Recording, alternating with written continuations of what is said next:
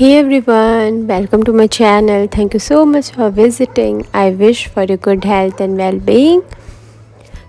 आज है day 5th of my 21 days challenge और मैं जल्दी जल्दी सुबह उठ के हो गई हूँ तैयार। और अभी मैं देख रही हूँ बर्ड्स को जो मेरे हॉस्टल में सुबह सुबह बहुत अच्छे से चहचहाती है। और इसके बाद मैंने बनाई टू डू लिस्ट और let me know in the comment section आप लोग भी बना रहे हो ना टू डू लिस्ट रोज़ रोज़ और फॉलो कर रहे हो ना उसको।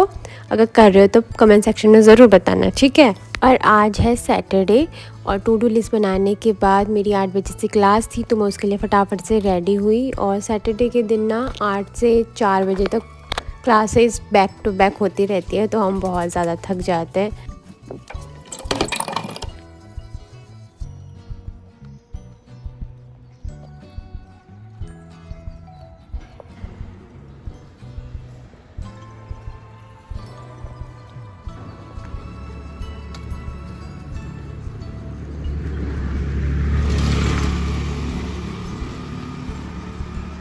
जल्दी से मैंने किया ब्रेकफास्ट और मैं चली क्लास के लिए।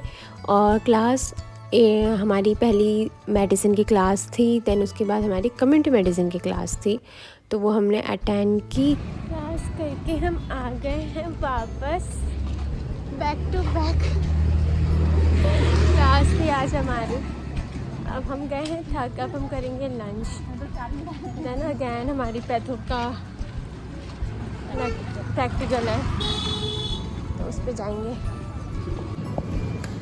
लंच करने के बाद मेरा पैथो का प्रैक्टिकल था तो मैं उसके लिए चली गई थी। और मेरी शक्ल पे दिख रहा है कि मैं कितना ज़्यादा थक गई हूँ।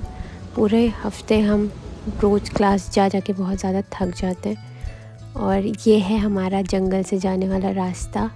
तो हम बता सकते हैं इन फ्यूचर अपनी जनरेशन को, आने वाली जनरेशन, क्योंकि हम जंगल पार करके जाते थे बट ये जोक था, ऐसा कुछ नहीं है। और इसके बाद मेरे पापा आ गए थे मुझे लेने के लिए और मैं 2 हफ्ते बाद घर जा रही थी तो मैं बहुत ज़्यादा खुश थी। और मेरा ना घर जाना 1 हफ्ते के बाद ना घर जाना बहुत ज़्यादा कंपलसरी है मेरा, क्योंकि मुझे अपनी एनर्जी और अपनी बैटरी चार्ज करके लानी पड़ती है घर से। और ये है मम्मी के हाथ का बना हुआ खाना, रोटी एंड पनीर की सब्ज़ी। और खाना खाने के बाद मैं बैठ गई थी थोड़ी देर पढ़ने के लिए। सैटरडे को उतना ज़्यादा मन नहीं करता लेकिन टारगेट रखा है तो पढ़ना पड़ेगा ही ना, तो इसीलिए देखो मेरा मन नहीं कर रहा, मैं फिर भी पढ़ रही हूँ। और कभी कभी आपका भी ऐसा होता होगा कि मन नहीं करता होगा पढ़ने का, तो थोड़ा गैप ले लेके पढ़ो। तो अगर दौड़ नहीं पाते हो तो धीरे धीरे स्टेप्स लेके चल लिया करो और दिन को स्किप मत किया करो। कभी भी ऐसे स्किप मत किया कि आज नहीं पढ़ते हैं कल पढ़ेंगे। चाहे तुमसे ज़्यादा नहीं हो रहा है तो आधा घंटा सही, 1 घंटा सही, 7 घंटे ना सही तो 2 घंटे सही, लेकिन पढ़ा करो। तो आज का क्वेश्चन जो पूछा है वो पूछा है स्नेहा गुप्ता ने। उसने पूछा है कि जी जब आपका सेकंड ड्रॉप था तो आपने स्कोर किया था 514, तो आप जब मॉक टेस्ट देते थे तो आपके कितना स्कोर बनता था। And love your videos, thank you so much Sneha for appreciating first of all. And तो क्वेश्चन का आंसर मैं बताती हूँ कि क्या है। जब मैं मॉक टेस्ट दिया करती थी उस ड्रॉप में, तो अभी आप दे रहे होगे ना, अगर आप दे रहे होगे मॉक टेस्ट तो आपको लग रहा होगा कि आपके कम मार्क्स आ रहे हैं इसीलिए आप क्वेश्चन पूछ रहे होगे, मुझे ऐसा लगता है। तो तब ना मेरे मार्क्स इतने ज़्यादा नहीं बनते थे, इसी के करीब रहते थे कि 500 से 600 के बीच में, कभी कभी 400 से 500 के बीच में भी आते थे। और एक टाइम पे तो मेरे 300 से 400 के बीच में भी आए थे। और मैंने यहाँ जब मैं इस कॉलेज में आई हूँ ना तो मैंने बहुत से लोगों से ऐसे बात की है तो वो भी कहते हैं कि हमारे पहले मार्क्स अच्छे नहीं बनते थे जब तक हमने फ़ाइनल पेपर नहीं दिया था। और जब हम फाइनल पेपर से जो थोड़े दिन पहले जब वो पेपर दे रहे थे, मतलब 1 महीने पहले, 15 दिन पहले, तब उनका स्कोर थोड़ा आसपास बनना स्टार्ट हुआ था जो उनका फाइनली बना था एग्ज़ाम में। तो अगर आपके अभी कम भी मार्क्स आ रहे हैं तो ना उससे टेंशन मत लो, उसको एनालाइज़ करो और जो क्वेश्चन आपके गलत हो रहे हैं, क्यों गलत हो रहे हैं वो देखो। और ज़्यादा स्कोर पे जाना नहीं है, मैं ये नहीं कहूँगी कि बिल्कुल ही स्कोर को निगलेक्ट कर दो, ऐसा भी नहीं करना है, लेकिन ट्राई करना है कि आप अच्छा स्कोर कर पाओ।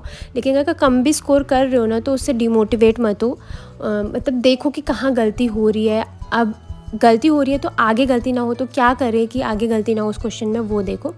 और कुछ बच्चे ऐसा करते हैं कि मॉक टेस्ट कम मार्क्स आ रहे हैं तो मॉक टेस्ट ही देना छोड़ देते हैं। तो ऐसी गलती बिल्कुल मत करना, चाहे मॉक टेस्ट में कितने ही मार्क्स आएँ। लेकिन आप अगर मॉक टेस्ट में कम भी मार्क्स आ रहे हैं तो आप सीखोगे उससे बहुत कि हाँ आपकी गलती हो रही है, क्या करके आप उसको सही कर सकते हो। तो गलती लास्ट मोमेंट पे करने से अच्छा है, जब आपका फाइनल पेपर हो उससे में करने से अच्छा है कि अभी कर लो ना और अभी एनालाइज करके उसको ठीक कर लो।